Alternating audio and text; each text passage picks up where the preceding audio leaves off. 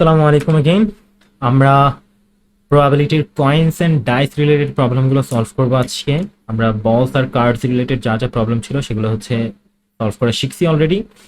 And coins are ডাইসের ক্ষেত্রে আমি একটু স্পেশালি তোমাদের অ্যাটেনশন ড্র করবো হচ্ছে তাদের স্যাম্পল স্পেসের দিকে। আমরা স্যাম্পল স্পেস বুঝি, স্যাম্পল স্পেস মানে হচ্ছে যা যা ইভেন্ট হতে পারে। তো একটা কয়েন টস করলে স্যাম্পল স্পেসে হেড অ্যান্ড টেল এই দুইটা হতে পারে, তাই না? তাহলে স্যাম্পল স্পেসের সাইজ হচ্ছে 2। ওকে, কার্ডিনালিটি হচ্ছে 2। আর একটা ডাইসকে যদি আমি রোল করি, এটা হচ্ছে কয়েন, আর একটা ডাইকে যদি আমরা রোল করি সেখানে আমাদের স্যাম্পল স্পেস থাকতে পারে 1 2 3 4 5 6। ওকে, তো আমি যদি র্যান্ডমলি এমনি জাস্ট একটা কয়েন টস করি, যদি জিজ্ঞেস করি হেড ওঠার প্রবাবিলিটি কত, প্রবাবিলিটি অফ হেড, এটা হচ্ছে আমার হেড। হেড মানে হচ্ছে আমার একটা সাইড, আমি জাস্ট এটাকে সিলেক্ট করতেছি একটা, আর টোটাল আমার স্যাম্পল স্পেসে আছে দুইজন, তাহলে 2। ওকে, আর আমি যদি একটা এখানে জিজ্ঞেস করি, ছক্কা রোল করে যদি জিজ্ঞেস করি that what is the probability that 6 আসবে, অথবা 6 না আসে বললাম 3 আসবে। 3 আসার প্রবাবিলিটি 3 হচ্ছে জাস্ট আউট অফ যে 6 আউটকামস, 3 হচ্ছে একটা আউটকাম। একটা আউটকাম আমি চাচ্ছি আউট অফ 6, 1/6, রাইট? এখন আমাদের একটা সমস্যা হতে পারে, সেটা হচ্ছে আমাদেরকে একসাথে কয়েকটা টস করতে দিতে পারে। ওকে, লাইক একটা কয়েন টস করলে তো হেড আর টেল আসে, বাট দুইটা কয়েন টস করলে, তো এটা যদি যদি কয়েন 1 হয়, আরেকটা কয়েন এটা যদি কয়েন 2 হয়, এরও কিন্তু স্যাম্পল স্পেস হেড আর টেল। তাহলে আমার যদি একসাথে দুইটা কয়েন টস করতে দেয়, তাহলে আমার হচ্ছে বেসিক্যালি কয়টা আউটকাম আসতে পারে সেটা চিন্তা করা লাগবে। সেটা আমরা সেট নোটেশন থেকে আমরা খেয়াল করে দেখো, এটার প্রত্যেকটার জন্য আমরা জাস্ট তাদেরকে কার্টেশিয়ান প্রোডাক্ট করবো। অ্যান্ড কার্টেশিয়ান প্রোডাক্ট করলে এই হেডের সাথে হেড হেড আসবে, তারপর হেডের সাথে টেল, তাহলে হেড টেল, তারপর টেলের সাথে হেড, টেল হেড, আর টেলের সাথে টেল, টেল। ওকে, তাহলে আমাদের এই যে 4টা আউটকাম চলে আসলো। ওকে, তাহলে দেখো আমাদের মানে দুইটা কয়েন যদি আমি একসাথে টস করি, তাহলে দুইটার একসাথে সম্মিলিতভাবে আমার টোটাল 4টা আউটকাম আসতে পারে। দোনোটা হেড, প্রথমটা হেড সেকেন্ডটা টেল, প্রথমটা টেল সেকেন্ডটা হেড, আর প্রথমটা টেল।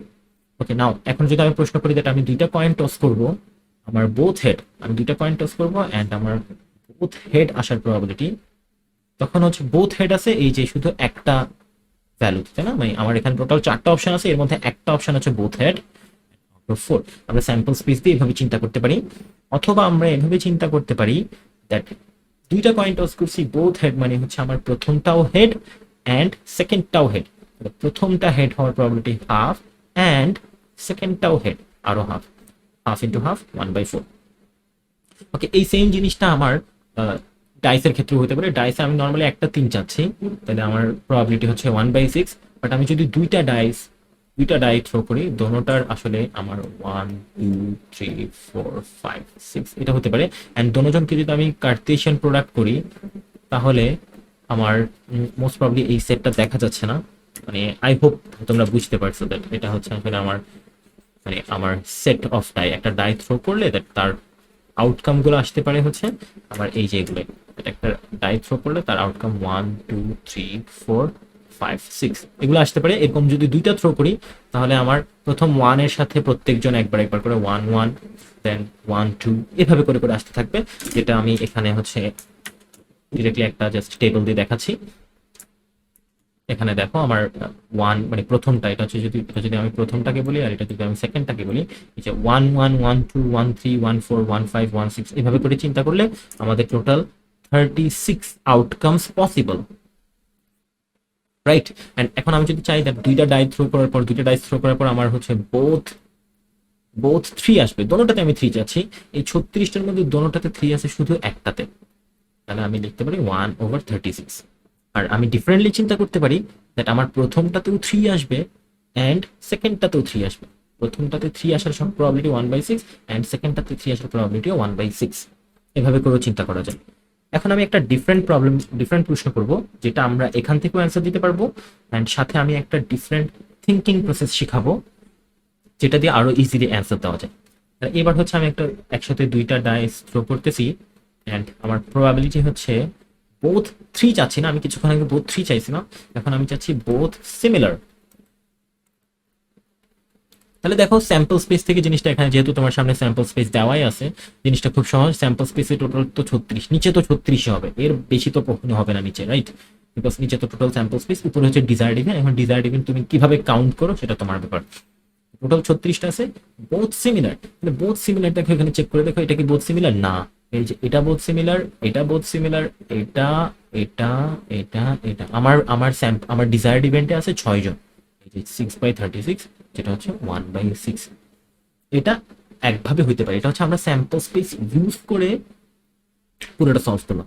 এন্ড আমরা স্যাম্পল স্পেস ছাড়া এটাকে চিন্তা করতে পারি, স্যাম্পল স্পেস ছাড়া এভাবে চিন্তা করতে পারি দ্যাট আমার তো হচ্ছে দুইটা ডাই থ্রো করা হবে, রাইট? আমি এটা প্রথম ছক্কা, এটা সেকেন্ড ছক্কা, ওকে? আমি দুইটাই সেম চাচ্ছি, তাহলে আমার প্রথমটা যখন পড়বে, খেয়াল করো আমি যখন চাইছিলাম দেন বোথ থ্রি, দুইটাই থ্রি চাচ্ছি, তাহলে প্রথমটাকেও থ্রি উঠতে হবে, সেকেন্ডটাকেও থ্রি থ্রি উঠতে হবে, রাইট? কিন্তু আমি এখন বলতেছি both similar, both same. In this case আমি যদি প্রথম ডাইটা থ্রো করি, সেটা আসলে যা ইচ্ছা তা উঠতে পারে, তাই না? এনিথিং, চিন্তা করো, তার উপর কোনো রেস্ট্রিকশন নেই, সে যে কোনো কিছুই উঠুক তার সমস্যা নেই। তাহলে একটা ছক্কা যদি থ্রো করো, যে কোনো কিছু ওঠার প্রবাবিলিটি কত? যে কোনো কিছু তো উঠবেই, তাই না? মানে জাস্ট মাটিতে পড়ার প্রবাবিলিটি কত? মানে প্রথমটার জন্য আমার যেহেতু কোনো কন্ডিশনই নাই, প্রথমটার জন্য প্রবাবিলিটি হচ্ছে 1। কিন্তু as soon as the first die hits the ground, তখন হচ্ছে আমার একটা কন্ডিশন চলে আসছে সেকেন্ডটার উপর। প্রথমটাতে যদি 6 উঠে, সেকেন্ডটাতে 6 উঠতে হবে। প্রথমটাতে যদি 4 উঠে, সেকেন্ডটাতে 4 উঠতে হবে। মানে সেকেন্ডটার জন্য আমার আউটকামটা ফিক্সড হয়ে গেল। সেকেন্ডটার কাছে 6টা অপশন ছিল, কিন্তু প্রথমটাতে যা উঠছে সেটাই উঠতে হবে। সেই পার্টিকুলারটা উঠার প্রবাবিলিটি হচ্ছে সেকেন্ডটার জন্য 1/6, তাহলে 1 × 1/6।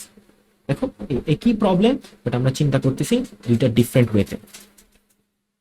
অ্যান্ড আমার প্রথমটাতে হচ্ছে আমি স্যাম্পল স্পেস দিয়ে চিন্তা করতেছি, অ্যান্ড সেকেন্ডটাতে হচ্ছে আমরা 1/6 দিয়ে চিন্তা করতেছি, রাইট? মানে সেকেন্ডটাতে হচ্ছে আমরা 1 × 1/6 দিয়ে চিন্তা করতেছি। এটা একটু ডিফারেন্ট চিন্তা, বাট অ্যান্সার যতক্ষণ তোমরা ঠিকভাবে চিন্তা করবা, অ্যান্সার সেম আসবে।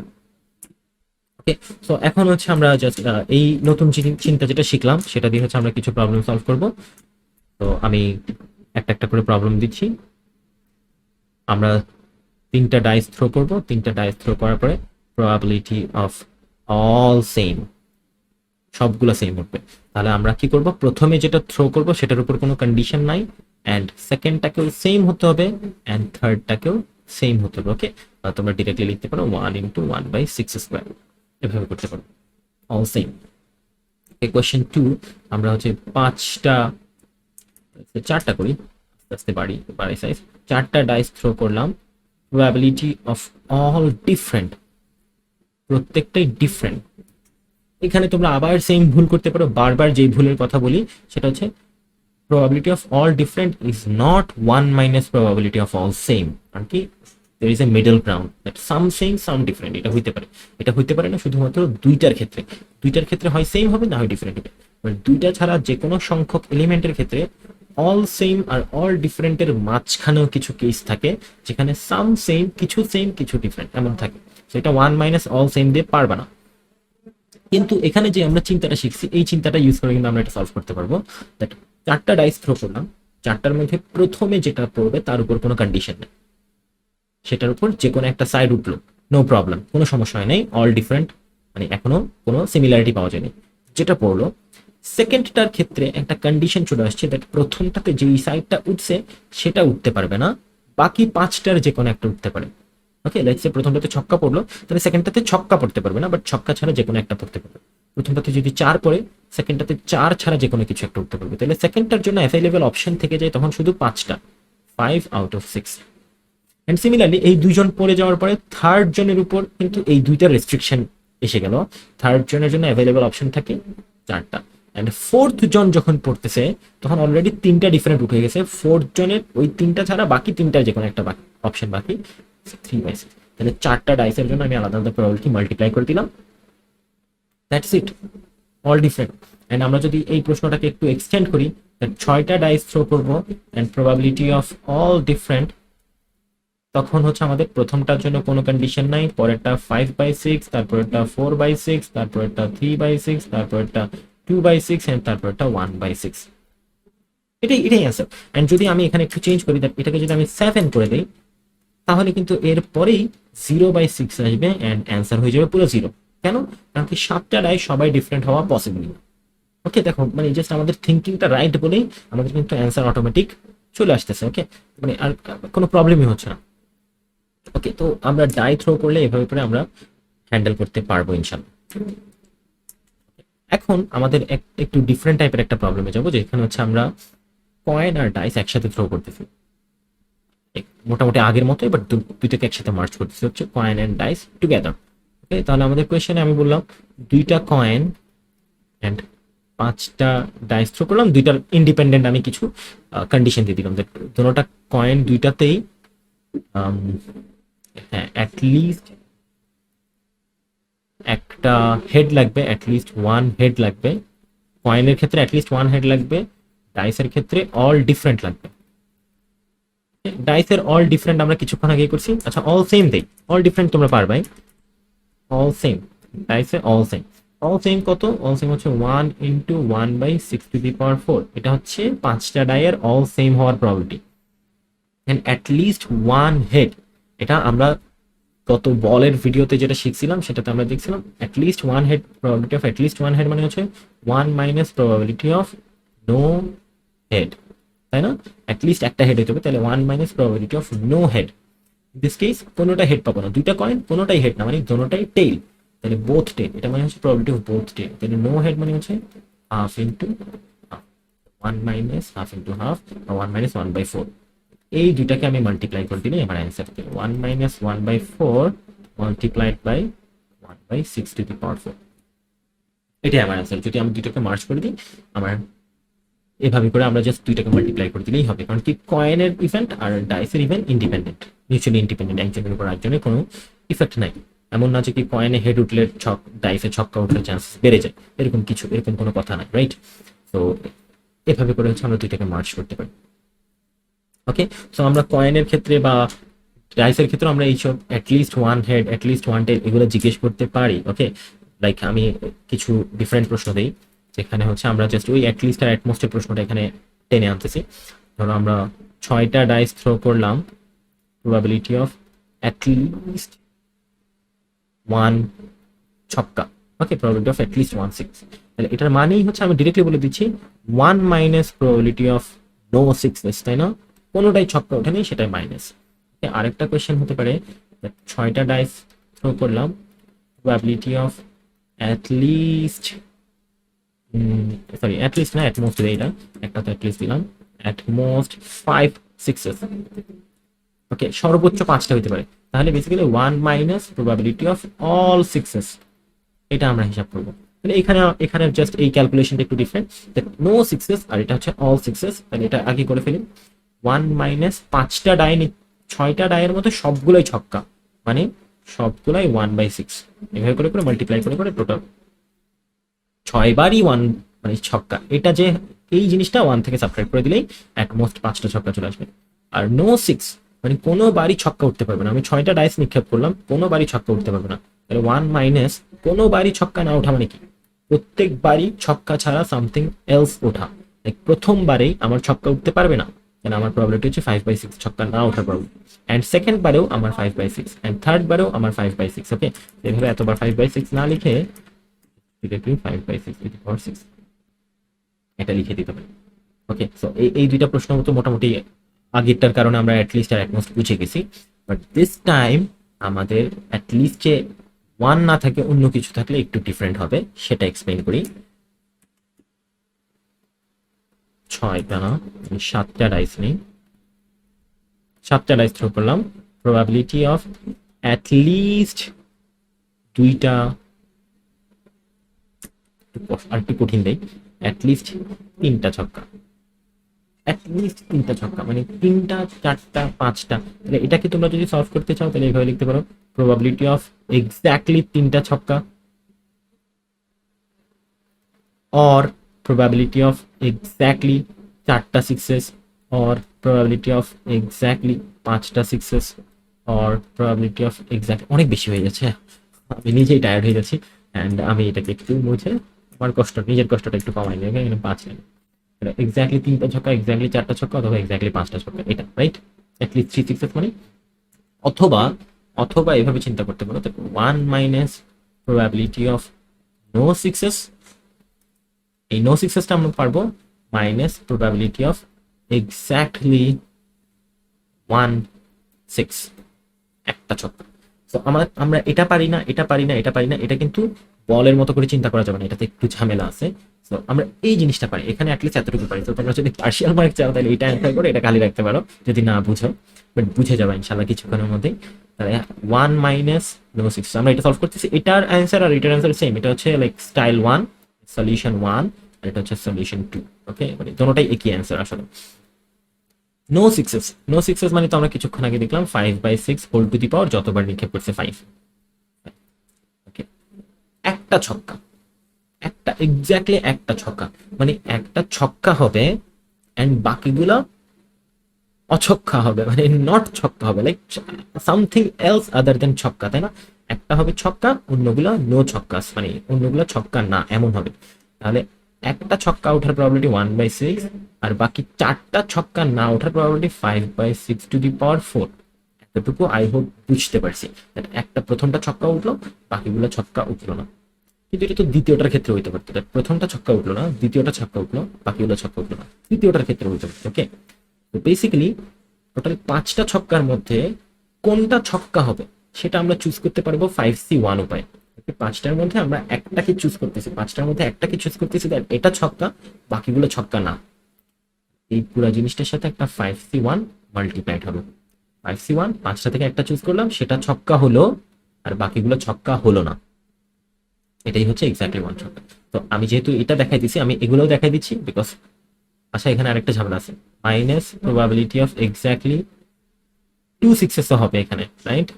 কারণ কি আমরা তো অ্যাটলিস্ট 3 বলছি, প্রবাবিলিটি অফ 2 সিক্সেস এটাও হবে।